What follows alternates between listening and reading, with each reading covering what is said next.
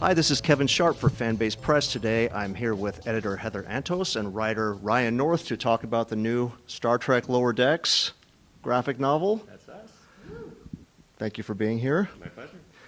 So let me start with kind of the big picture, Heather, since you oversee the Star Trek line for IDW, why is Lower Decks a good fit among all the other books that you have going right now? Well, personally, it's one of my favorite Star Trek shows. So really, this is just a selfish endeavor to have a book for me. No, I mean, it's animated. It lends to the visual narrative in and of itself. It's very self-aware and irreverent, and just a good time, And I get to bring in people like Ryan, who are huge Star Trek nerds, to do some of their best work. Thank you. You're welcome. So Ryan, for a show like Lower Decks that has a very particular voice to it, how do you kind of honor that while also bringing something of yourself to the comic adaptation?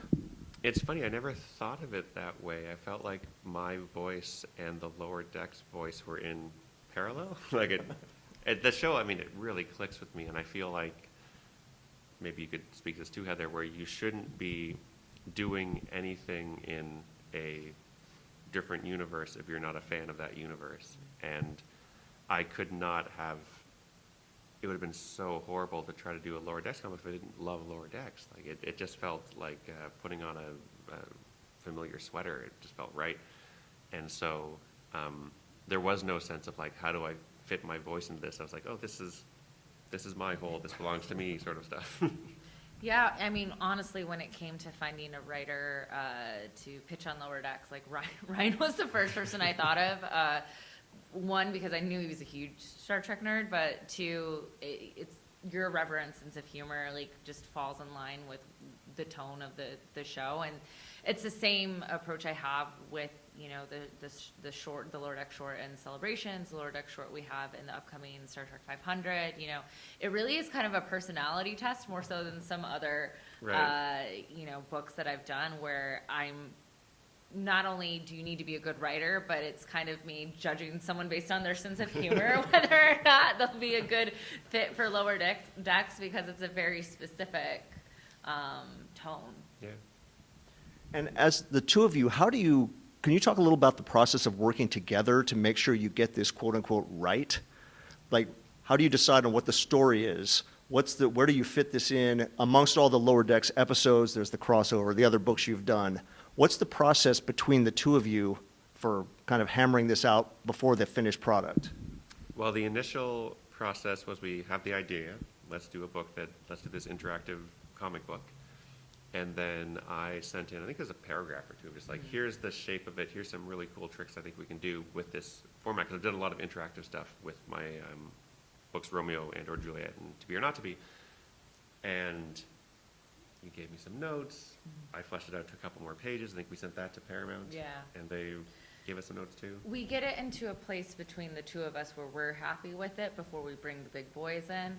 But I want to go back to the earlier stages of this, because one of my favorite moments, I think, in our relationship had happened, where you had just finished working on the original miniseries. We had done the 3 issues, the Yep. Dracula story, and you're very busy, and couldn't take on any more things, and I had this idea in my head where I was like, I really want to do a choose your own adventure graphic novel. I really want to do one. This is gonna kill me, but I really want to. I have this idea, and I've had it for a while, and I thought Lower Decks was the perfect platform to do it, and I got you on a call, and I was like, just hear me out, and I tell you the idea, and I saw your face go, huh, and that's when I knew I got him. Yeah. Yeah, it's there's no saying no to that. This is everything on that was I need to do this. And I had the same process. I could see the options and the clever things you can do and the way you can play with it and the way the format can support the narrative and the theme, and it's just you gotta do it. I think you and I have very similar, we like the challenge of it. We like to work on hard mode, as you said earlier, and you've done it in your Romeo and Juliet, and Squirrel Girl, you've done it, and I've had done a lot of it in the Deadpool work that Yeah, I've was done in the super hard years. mode. That was multiple volumes. Yeah, and so yeah, to get to do it together on something like Warp Your Own Way, which is 196 pages, I think, total. Yep. Which is insane. Chris Fenolio, who drew this, is incredible, absolutely incredible. And then to have it all work out, it's like truly, I think, for me, it's one of the proudest accomplishments I've ever done. Yeah, it's a really cool book. I It's feel like really we're cool. so biased, but I'm like, this is a really cool book. It's a great Lower Deck story. It's a great interactive comic. It's doing Yeah. stuff that I haven't seen done before with that sort of thing. The format of the narrative is, or the format of the book itself is part of the narrative. It's really cool. I think we did a good job. Yeah, yeah. Book author thinks he did a good job. I think some fans for licensed products like this, like Star Trek, Star Wars, may think of it as the publisher licenses it and then you just go play. Can you talk about what your involvement is with Paramount as far as the making of the comic? Just when do you check in with them? What needs to happen as far as they go before you kind of put the finishing touches on the book? I mean, they're involved from the very beginning. From the very beginning, before I even approach writers, sometimes I go to Paramount and be like, hey, I want to do this. Like, what do you think?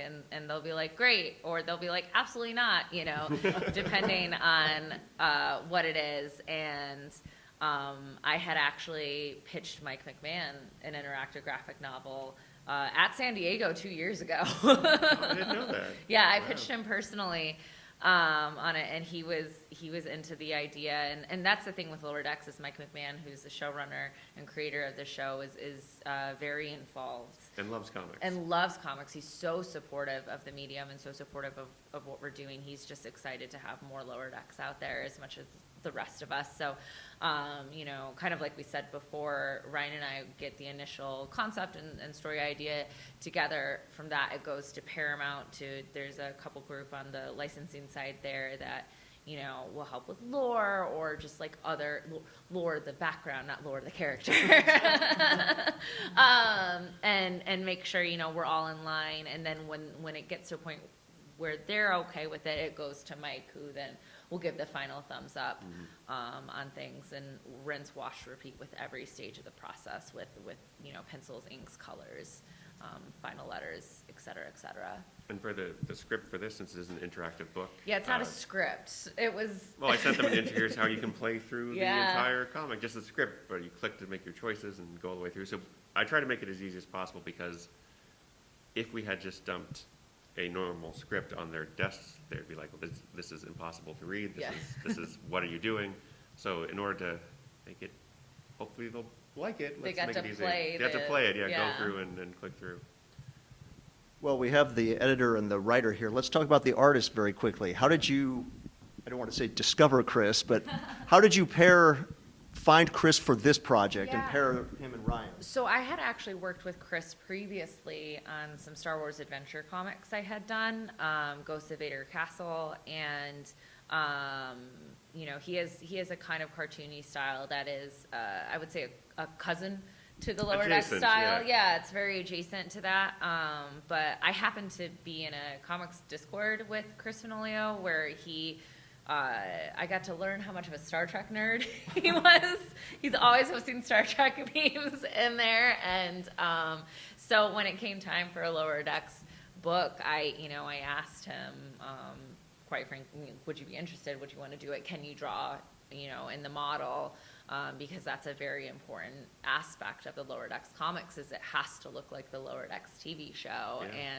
And Chris is excellent at it, like truly, truly excellent. It looks like screen grabs from the show Yeah. sometimes, uncannily so. And yeah, he's absolutely killed it. He drew the first miniseries. He drew this graphic novel. I might have broke him. I don't know. But he's great, and It's fun. he adds in a bunch of his own gags too. Yep. Throughout, like Yeah, it's a collaboration. it is. It truly is a collaboration, and he likes to work on hard mode too. There's this book wasn't originally 196 pages. There's multiple times where he's like, "Can we turn this into a spread? I'd like to make this, more like there's like a Where's Waldo scene in there that was his idea. You know, he Yeah. pitched it to me, and I was like, you have to draw this. Like, You're making your job harder, but it looks great on the page. Like, it looks elevates so the good. book. Yeah, and shout out to Charlie Kirchhoff, who is the colorist on this, and Jeff Eckelberry, the letterer. Like, truly, you know, everyone worked so hard on this book, because it's not a traditional No. comic in it's- any way, shape, or form. Yeah. Well, let me hit you too with the last question here. If there's Star Trek trivia that's focused on one of the series, TV series only, which is the one that you're going to kill at the most? Strange New Worlds. I have a story here. I went to a Star Trek trivia night at a bar. It was like teams of 4 or 5, and we came in second. And this sounds like a made-up story, but the team that came in first came over and said, "You should have won," because we had one ringer who was doing all of our stuff, and you guys had a bunch of them. But the reason we didn't win is because the question was how many decks on the Enterprise D, and I didn't know the answer. And I let down the whole team, and so it would be TNG trivia, but I would come in second. Well, let's hold up the cover again for the camera. And Heather, if you could tell us when this will be available for people to purchase and where they can find it. Star Trek's Lower Decks Warp Your Own Way is available for pre-order now. Is it really? It is available for pre-order Awesome. now. So Barnes & Noble, Amazon, local comic shop, what have you. It is on sale, I believe, October 22nd. So get your pre-orders in now. Great. Thank you again, both of you. And Strange New Worlds / Lower Decks fans, know where to look.